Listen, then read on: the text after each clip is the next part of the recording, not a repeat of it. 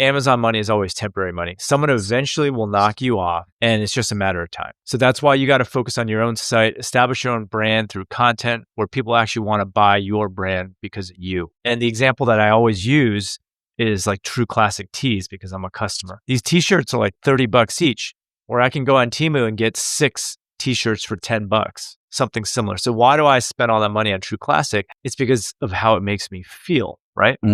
It makes you feel more muscular and it takes in your gut. So you look better, right? Stuff like that. Like if you can focus on a brand that can control how people feel, price matters less, you make more profit.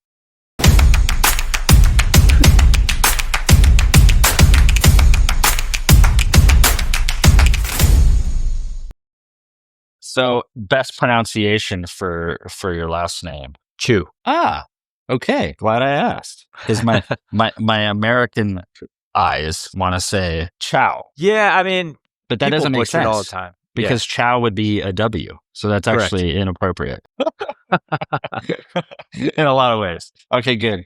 All right. Well, let's jump right in. Steve Chou, the man, the myth, the legend, founder of My Wife Quit Her Job YouTube channel, Seller Summit, and I'm sure your own private label industry that I'd like to hear more about what your journey is with you and your wife on e-commerce itself. So what is the Steve Chou origin story that I think people need to hear? What's the nitty-gritty origin story that really planted the seed for what we know now? The origin story was that my wife got pregnant and she went up to me and she said, I'm quitting my job. And I'm in California, super expensive here. You pretty much need 2 good incomes to get a good house and a good school district. And my wife was making over 100K at the time. And so I was flipping out. That's the origin story. So we looked all over the place for different ways to make money to replace her income. And then we kind of stumbled upon selling handkerchiefs online. And that has its own backstory. So when my wife and I first got married, we spent gobs of money on photography and she didn't want to be seen. She's a crier. So she didn't want to be seen in the photos drying her tears with ratty tissues. We looked all over the place for handkerchiefs, couldn't find them anywhere except for this factory in China where we had to buy like 200 of them. And so we bought 200, they were dirt cheap. We used a handful of them and just kind of listed the rest on eBay, and they ended up selling like hotcakes. So when she told me she was going to quit, I was like, why don't we just give selling handkerchiefs a try? And that business, this is before Amazon, by the way. So we launched it on our own store. This is before Shopify, I want to even say. So what is this, 20-0 and then 20-0s? This is, yeah, correct. Wow. 2007 is when we started.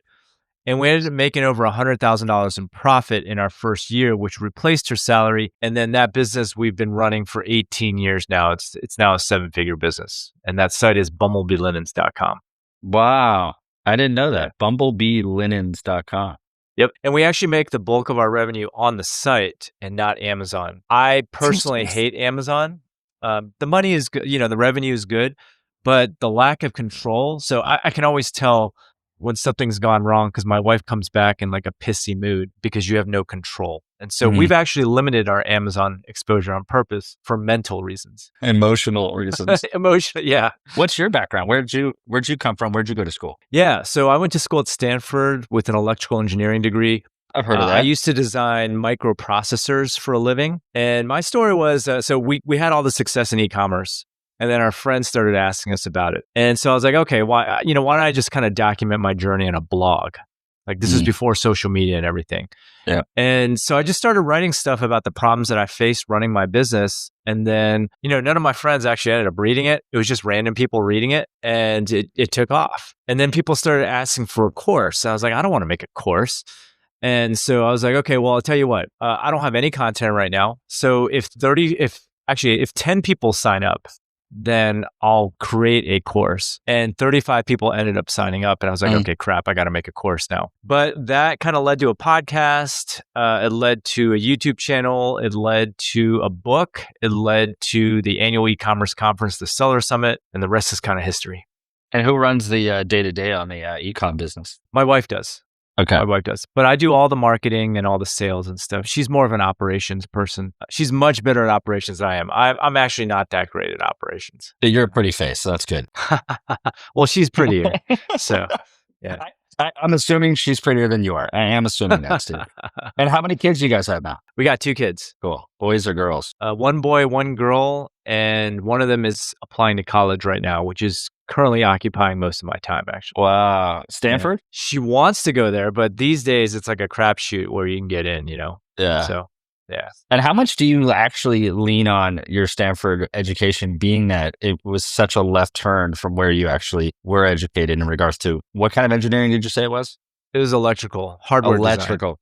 Yeah. So it's like on a day to day, that is not something that you apply, but is there some intrinsic value there that you connect? I think there is, problem solving. Actually, it's been helping a lot lately with the AI stuff that I've been doing. Like I've been improving our store dramatically with AI. We can talk about that. I'm not sure what your audience is interested in, but having that coding and technical background certainly helps. Yeah, AI is interesting. I'm a dabbler. I'm a ChatGPT paying member. I pay my $20 a month. But what I found is that AI for me is almost overly supportive. Have you noticed that? Like it's it's too encouraging, and I feel like it's biased to wanting my happy, positive feedback and telling me what I want to hear. So what you got to do is you got to go into the settings under personalization options and say, be contrarian and always play devil's advocate. Give me both sides of the equation. I have that in there because, it makes you feel good, but you don't need someone that agrees with you all the time. That's why I have my wife, right? She never agrees with anything.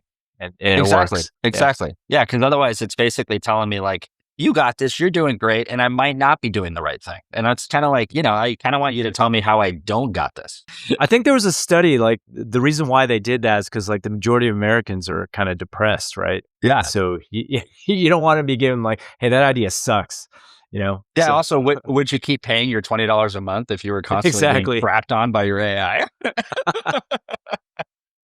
Like, hey, Ian, this is a terrible idea. I wouldn't go that direction. You're like, all right, screw it. I'm canceling. So the YouTube journey is interesting to me because I've heard from a lot of peers that YouTube is a whole bunch of work for the first 2 years that doesn't appear to be noticed. And then there's a moment where, okay, it is being noticed. Like it's almost kind of like this moment for everybody where that happens. Did you have a moment on YouTube where you went, oh my God, people are watching, and you woke up one morning and 5,000 views or something happened? Was there that moment on YouTube? Yeah. So what ended up happening with me is like the first year sucks. You're getting like hundreds of views, maybe 1,000 if you're lucky. Yep. And actually, the turning point for me happened much later. It was when I was just about to cross 100K. That one video all of a sudden got like 1 million views. 100K subscribers. Yeah, 100K subscribers. Okay. It's all a blur because I've been doing it for so long. I don't remember like before that point. I just remember as soon as I hit 100K, some switch flipped off in YouTube, and my next video got like 1 million views. Wow. And it's been good after that. If you're going to do YouTube, it's all about consistency because YouTube takes a long time to figure out who your audience is. And you always want to stick to a certain topic and try not to stray from it. I actually made that mistake recently in the last year because of all the tariffs and stuff. I started making content about tariffs because that was directly relevant to me. I started talking about Temu, all the companies taking advantage of, the de minimis rule and everything. And those videos got a ton of views, but I think I ended up attracting a bunch of people interested in politics. And you don't want to do that. You want to just focus on whatever you're trying to do and just be consistent with it. And then YouTube will know who likes your content. I've been at it for a very long time. Very dilettante though. Like for the first year and a half, I would post once every month, once every 6 weeks. So I kind of have to wipe out that first year and a half because I really wasn't making a solid go at it. And then this last year, actually more like consolidated in the last 9 months, I've actually been going, okay, I really want to be consistent with my content. I'm going to push quality aside a little bit on like making the perfect this, the perfect that, and just focus on getting the message out there. And lately it's just been Ecom focused, TikTok focused. I haven't broke yet. But guys like you are inspirational because you are in a lot of ways similar to me. I would guess the way I would compare you being similar to me is that you're also focused on the same industry, which is e-commerce. Yep. Which you can kind of consider to be a little bit of a niche or a micro industry compared to the overall world of YouTube, which is insane. So to see someone like you doing the numbers you're doing is inspiring in this industry. Well, thank you. Saying? and then in this focus. Like there's not a lot of guys that are at your level on YouTube content wise. There's a lot of guys stuck in the 10,000s, 20,000s and stuff just because it just seems to be so niche. It is niche. And you know what's my problem is there's a lot of things I want to talk about on YouTube, but people wouldn't be interested in it. In fact, I actually just published, I've been going back and forth because every now and then I'll go, hey, I'm just going to make what I want to make. I don't care what YouTube says. And so like the video that I literally published today on AI was one of those videos. Like I tried to dumb it down, for the general masses, but I don't think it's going to do well. But on the flip side, it's probably going to attract people that are interested in ecom a little bit more hardcore. So it really just depends on the type of audience you want to attract. Yeah. I guess I haven't gotten that scientific about it right now. I'm in the just want to get views phase. I just want to get views and I want to throw up content that I think is interesting. I think if I think it's interesting, someone else will. Yeah. So there has to be some factor of being genuine there. Like I don't want to say something or do something that's not interesting to me because otherwise it's not genuine. And what's really interesting to me is margins are really interesting to me. How do you make money in the marketplace landscape? The constant tug of war between the Shopify marketplaces, that's really interesting to me. You know, you get your Shopify is the way to go. Oh no, Amazon's the way to go. And then you get everyone running over to TikTok. The reason why that's interesting to me is it's like a cultural gold digging kind of shift where it's like 1849 all over again and everyone's moving from mountain to mountain trying to find a little piece of gold. And I'm over there just watching them going, I don't think that's the spot. I'm sure you see it firsthand, right? I mean, everyone's rushing to TikTok Shop because as soon as it hits the news, everyone wants it, right? Yeah. And in all honesty, TikTok Shop's probably the hardest marketplace I've ever seen for anybody.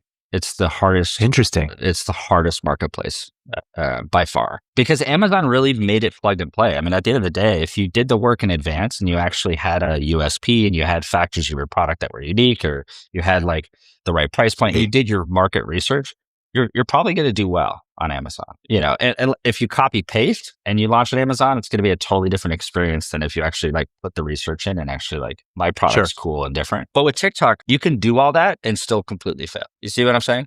The way you teach it though, I feel like it's a matter of time because that's right. You just need to gather mass, really. Right. But a lot of people, the problem is that content is not as scientific as other things are, right?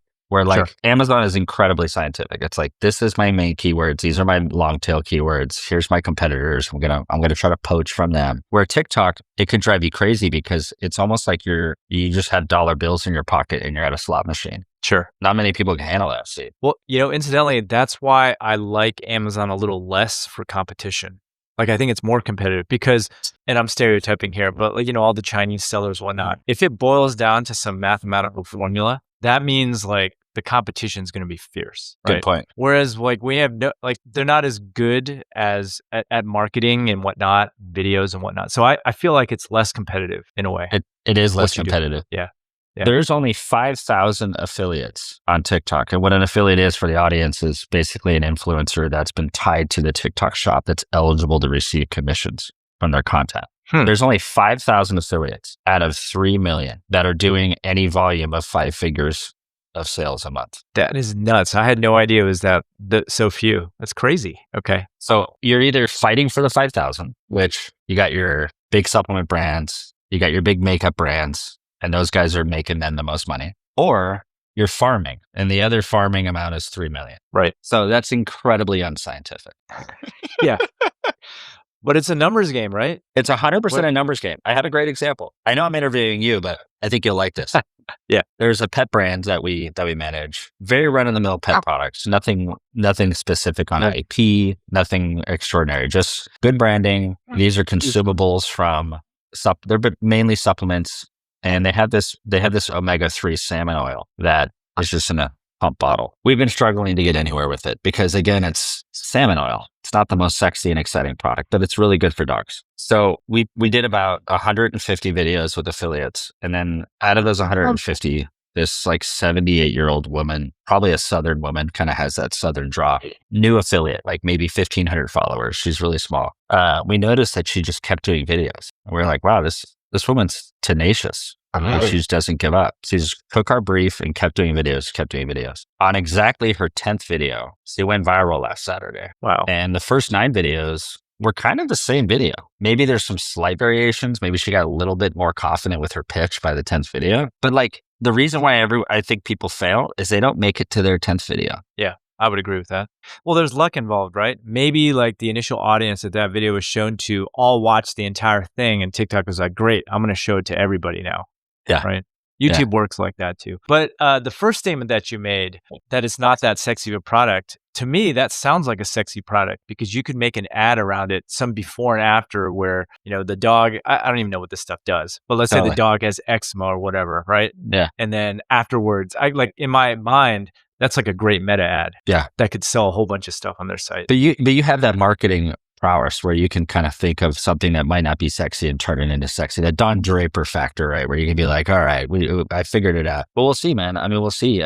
So what about your audience, specifically your students? Where are your students gravitating towards? Are they still really going for the Amazon push or are they mainly on the D2C side? So just my brand in general is, and the way I teach it is validate on Amazon, focus on your own site. And I've been teaching this class for, this is like my 14th year. I had to look down at the year. I've just found that people need quick wins. Otherwise they give up, right? Just like how you mentioned, people don't get to that 10th video. A lot of people don't follow through unless they see that first sale. And so I teach Amazon for that reason. And often what happens is if you do the research correctly, like you said, you can generate a lot of money on Amazon really quickly. But my philosophy is, because Amazon you can't really establish a brand on there very easily. And let's say you decide to stop selling, there's another person lined up to take your place, right? So over time, in my opinion, Amazon money is always temporary money. Someone eventually will knock you off and it's just a matter of time. So that's why you got to focus on your own site, establish your own brand through content where people actually want to buy your brand because of you. And the example that I always use is like True Classic tees because I'm a customer. These t-shirts are like $30 each, where I can go on Temu and get 6 t-shirts for $10, something similar. So why do I spend all that money on True Classic? It's because of how it makes me feel, right? It makes you feel more muscular and it takes in your gut. So you look better, right? Stuff like that. Like if you can focus on a brand that can control how people feel, price matters less, you make more profit. So a lot of your education is that transition and how they're going to create that story is what I'm guessing. Like, how do you actually create that story to get that emotional response? Correct. And the problem is I have a bunch of Amazon sellers that come to me first and go, okay, I want to, move into D2C now, like Shopify. I want to get off Amazon because they've been raising prices and whatnot. But sometimes, like you said, the product isn't sexy. Like there's certain products that just won't work that well on Shopify. Like it's harder to create that story and to evoke that emotion. So I had a student that was kicking butt on Amazon selling office supplies. Like she kind of got in early, there's no one on the listing. She create a huge moat of a lot of reviews on that listing and it ranks. But then she wanted to take that to her own store and the stuff is commodity, right? There's nothing special about her. Is that she just has like a gigantic moat on Amazon and she's been doing it for so long. And so unless there's something special or something different, it makes it harder to sell. I don't know. Do you have that same problem on TikTok Shop? I would imagine, right? All the time. Okay. I turn them down. Yeah. Like if that same client came to me for TikTok Shop, I'd say it's not a fit. Yeah. Just because TikTok Shop is not a mode platform. That's a good way to put it. It's not a marketplace where there's search and there's positions and there's rank and there's holding and there's any of that. It's what kind of content can you make with this product that stops people from scrolling, and can you make that disruption profitable? Right. That's it. That's the entire thing. And that's the same with meta ads to D2C. Correct. But the other part of D2C is that you can get their emails, you can get their phone numbers, you can establish contact, loyalty programs.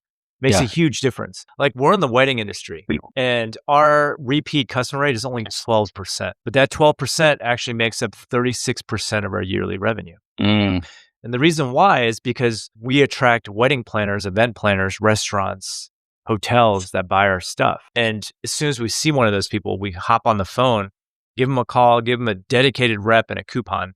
We've actually started using AI to detect those people now. So depending on patterns of how they buy, AI can tell you with a pretty good confidence whether that's an event planner. And there's a list now that we just go and we just call on the phone. That's incredible. Yeah, that is incredible. I do think AI tools for marketing is probably one of my best use cases for AI because it just spits out data. It accumulates data and it can spit it out. And that's an area where AI is really good at. Yeah.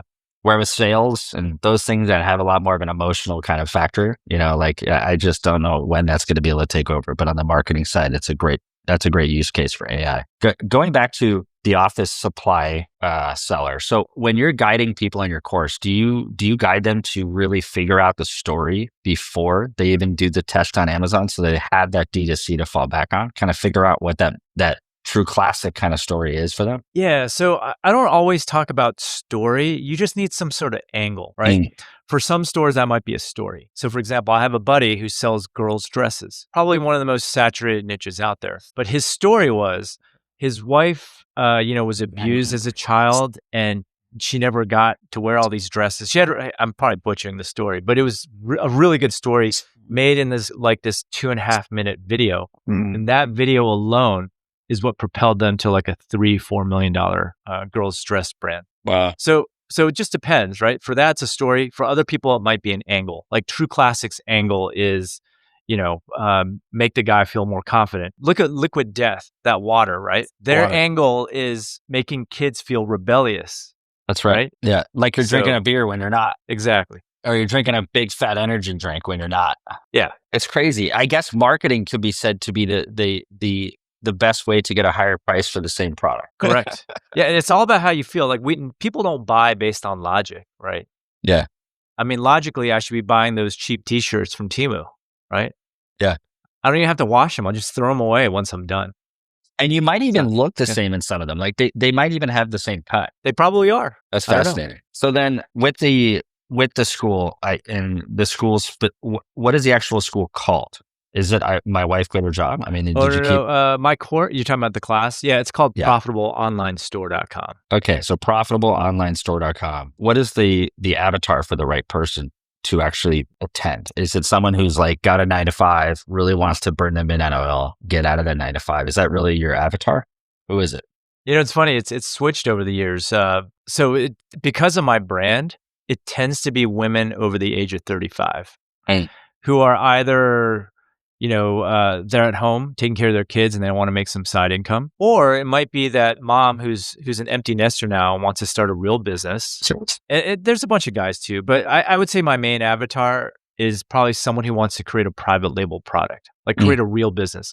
Like I always turn away the guys that want to just drop ship from China and whatnot. Sure. Like that is just not anything that I would teach. Anything temporary is not what I would teach. Yeah. So you're probably not a huge fan of the Alibaba searching and just kind of, find another trinket that you can buy for $3 and sell for 18 or whatever. I think it just depends on the person.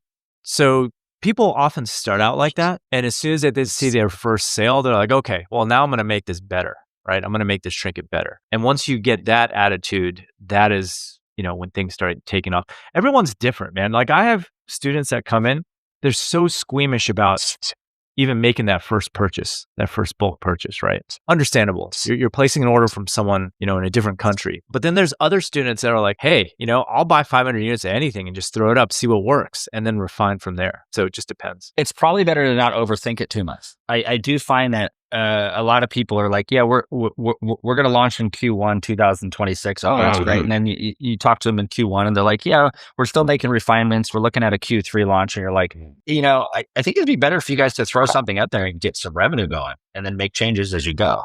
Exactly. Make the perfect launch. You know who my worst students are? They're engineers, actually, because they want to know all the data and everything. And I'm like, hey, I get it, man.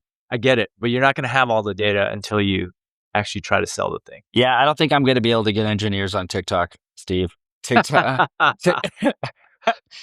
is not an engineer platform.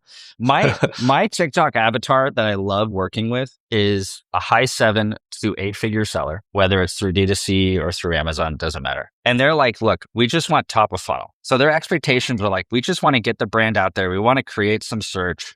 We want to just grow some shit out there and see what happens. And I go, you know what? You have the right attitude because you're probably going to win with that attitude.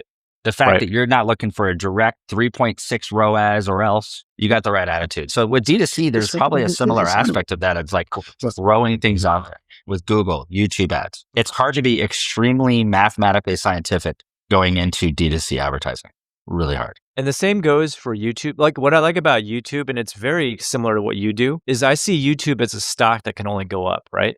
You throw different pieces of content out there. One is going to hit eventually. Yeah. And then you just ride that one and make similar content and go with that vein. And it's similar. But you're right. It's hard to quantify. Like, I can't tell you when my next hit's going to be. Yeah, I know. So, I know. Yeah. I had a question related to investment. This is a big one. So what would you recommend for one of these? I call them dreamers. I'm not trying to make that a negative connotation. I like the fact that people have dreams and they want to aspire, but they're not established. They're in the dreaming phase. How much would you recommend someone actually has available, not on credit cards, but like real cash in the bank, in order to have enough to get through that initial launch period and be able to kickstart a brand? Kickstart a single product brand, you mean? Yeah, a single product brand that's going to be a multi-product brand. You never start with six keys. You usually start with one, maybe a couple variations. Right. I mean, if you want to do private label, I usually say a minimum of $5,000. I've actually had students do it with less. I don't want to call her crazy, but what she did was crazy to me. Okay. What she did was she found a product that she wanted. She never even bought a sample because she couldn't even afford the sample. It was kind of an expensive sample. It was like $300. And she gathered money, pre-sold the thing to like, I don't know, 100 people, bought it sight unseen from the factory. It ended up being all good, right? And she delivered, and then she took that money and scaled it. And she ended up making like several hundreds of thousands of dollars in her first year doing this with zero money. It was nuts. Wow. Yeah. She's got some rocks, because I could do that. So, but what's ideal? 5G is not ideal. We know that. That is bare bones. So what would be an ideal number for someone to go, hey, you know what? I have that amount of money in the bank. I think I can do this. I mean, I would say 10K is enough. Okay. I mean, I could do it with 5Gs, actually, honestly. Yeah, but you're you, and you have, close to 20 years of experience. A new student is probably going to make some mistakes that you wouldn't make.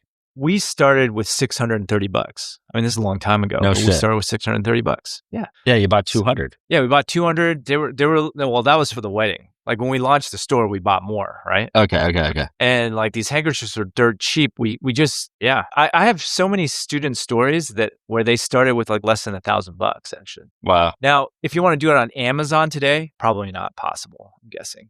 Probably not possible. But on your own store with the time frame, because when you have your own store, the marketing's on you, and marketing can be free if you do Instagram or TikTok or whatnot. Sure. So it just depends. On Amazon, I would say, probably $10,000. Okay. That makes sense to me. So $10,000 Amazon, if you're doing your own thing, you can start as little as a couple $1,000, $5,000, and you can still get somewhere and get that seed money you need to get the next order. It just depends on what your time frame to revenue is, right? If you're going to be like running meta ads, then you're going to need more money. But if you're just going to go the organic route, which ironically a lot of the students in my class do, because they always start out with, okay, I just want to make like $30,000 or $50,000 a year. And I don't want to be, under the thumb of Amazon or anything. And I'm just willing to just try it. And then, so they go the organic route. And then, usually I usually tell everyone to give it at least a year. Mm-hmm. If they go the organic route, there's students that hit like 100K in like 3 months. The organic route. I mean, some people are just good at building audiences. That's incredible. So, that's not normal though, but I mean, no, it's not. Yeah. But it's inspiring though. And it actually inspires me to tell people, like, you don't have to have before you can do, you can do now and have later. That's what's cool about that. So therefore it kind of removes the excuses of taking action. So I remember about 5 or 6 years ago, and correct me if I'm wrong, if this is still a big thing, but 5 or 6 years ago, I used to be just absolutely battered with ads on drop shipping. Like everybody and their mother was selling a drop shipping course. Like, don't buy any inventory, yada, yada, yada.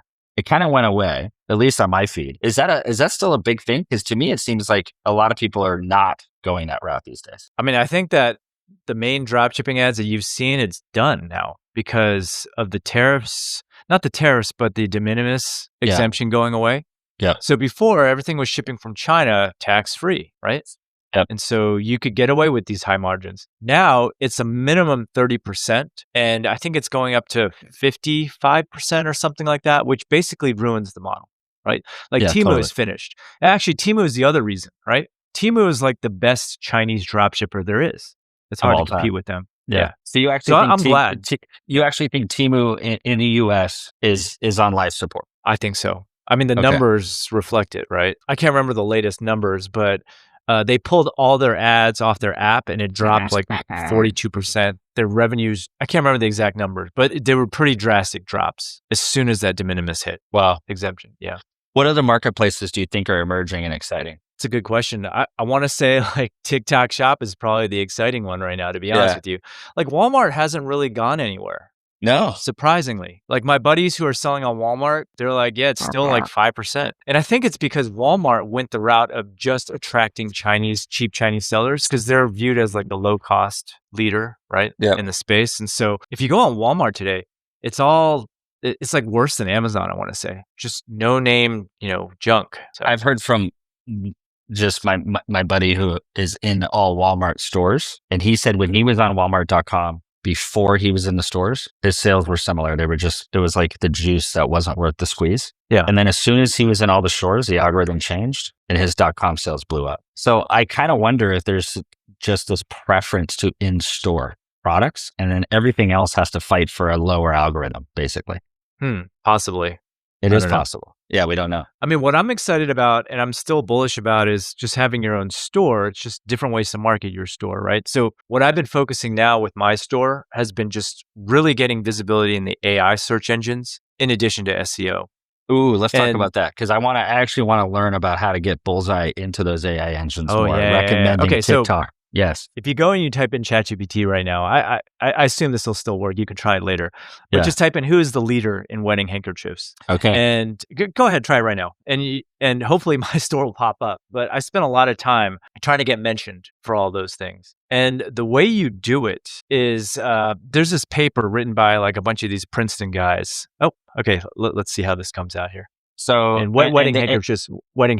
And there's always this battle of how to spell handkerchiefs, right? So yeah, it shouldn't matter. Okay, here we go. And ChatGPT 5. So we're going for wedding handkerchiefs, actually, not wedding. Just, okay. Yeah. So type in Who wedding is the leader in wedding handkerchiefs? Let's see if it works. I'm putting you on the spot.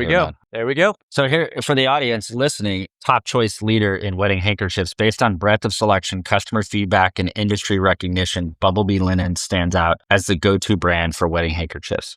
And then it goes into all these reasons why. So, okay, how did you pull that off? So there, as I was saying, there's this paper written by a bunch of Princeton guys about analyzing what AI is good for, what AI recognizes. And the old school days of SEO, where you just kind of figure out what keywords you want, that works for SEO, but that doesn't work for the search engines. What you want to do with the search engines, you want to create unique content, meaning what's special about you, what makes you stand out, any stats that you have, any quotes, anything very specific about your store is what stands out for the AI search engine. So what I did is I literally mined my store for statistics, and we've served over 120,000 brides, which is a pretty good number.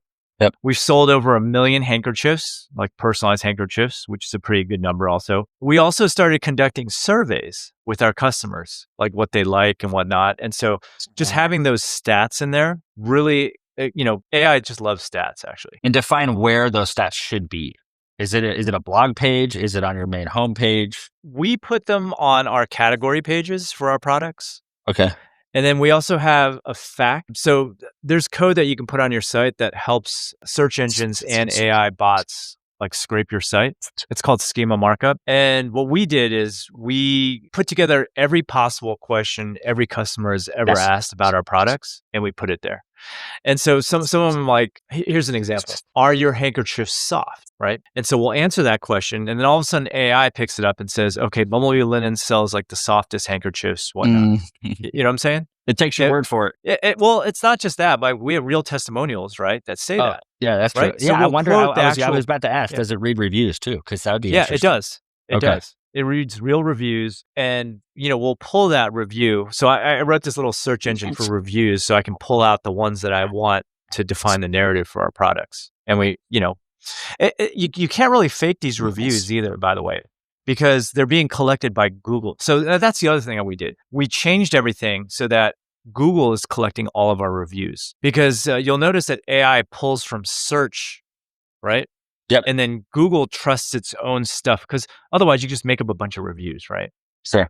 Maybe that'll work. Maybe that works today, but eventually it won't. And so by using Google reviews, Google trusts its own reviews, of course, from real people, because they're the ones actually emailing the customers for reviews. And by pulling those, into the FAQ, into the copy, that just makes it yourself more likely to be mentioned. So let me tell you where I'm at on this. So Okay. a couple months ago, I would Google myself, Gemini, see the answer, Grok, whatever it's called. And then I would chat GPT myself. So I'd go, tell me who's Bullseye Sellers. I would just start with, do you have the right information to give me a right answer?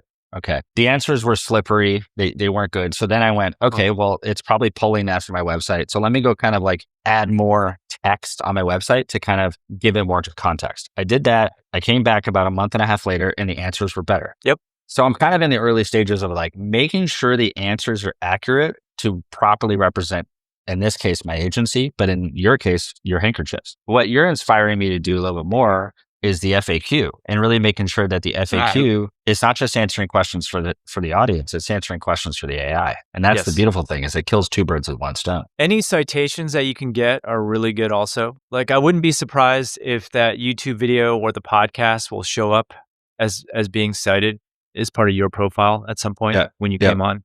Back in the day, getting press was all about getting links. Today, it's just all about getting mentions with your brand in it. Yeah, and specific. And I think that's interesting.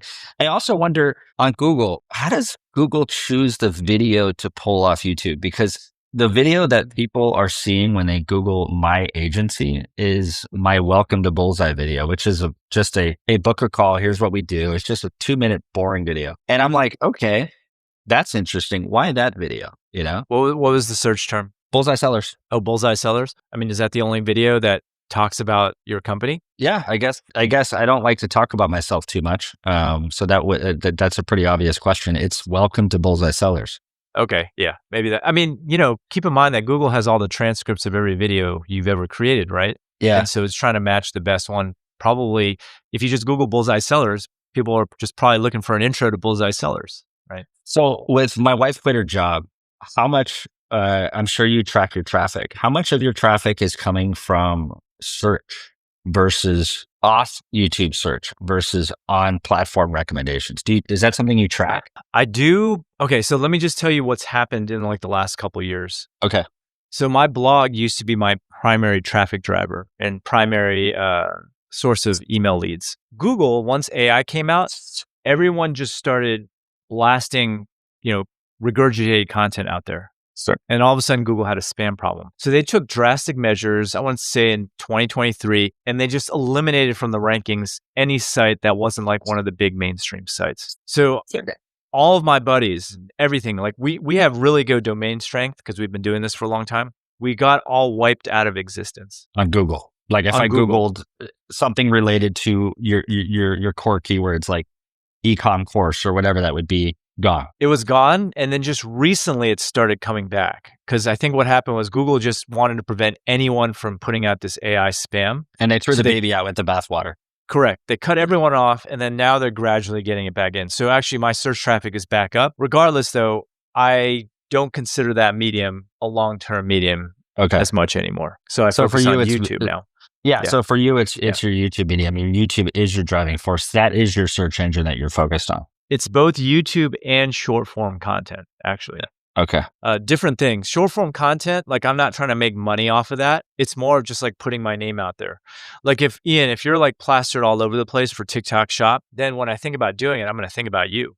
Okay. And I'll probably Google Bullseye. So and that short is my content is under a minute. TikTok, YouTube Shorts, Instagram, Reels, that kind of thing. Correct. Hey, it's all fascinating. And I think in a year or two from now, I think there's going to be some more major changes. I think AI is totally re-landscaping the entire internet. It's totally re-landscaping the internet. And we haven't seen maybe 5% of what it's going to do to the internet itself. So there's an interesting article that literally came out today by Rand Fishkin of SparkToro. He collected stats from people using AI versus Google. And what was funny about that study was that even though AI, there's something like 40% of households in the US are using AI now, but Google search has not gone down really.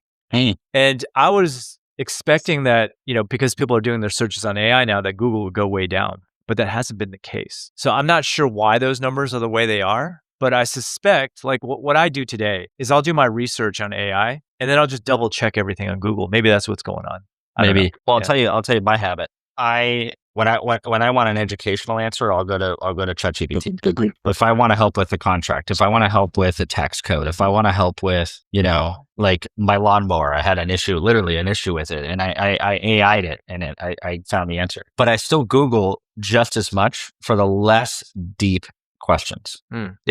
Where's a bar nearby that has a happy hour? Cool. Google. I'm not, I don't need AI for that. Google. Right. So I'm surprised by that because I thought ChatGPT would have Google's lunch. I did. Yeah. I definitely did. But Gemini is also really good. So Gemini is, I think, bringing Google back, where if they didn't come out with Gemini when they did, I think they would be a lot more trouble. I mean, Google has a lot of amazing tools. They're just not really good at marketing. Yeah. I think it's just a bunch of engineers over there.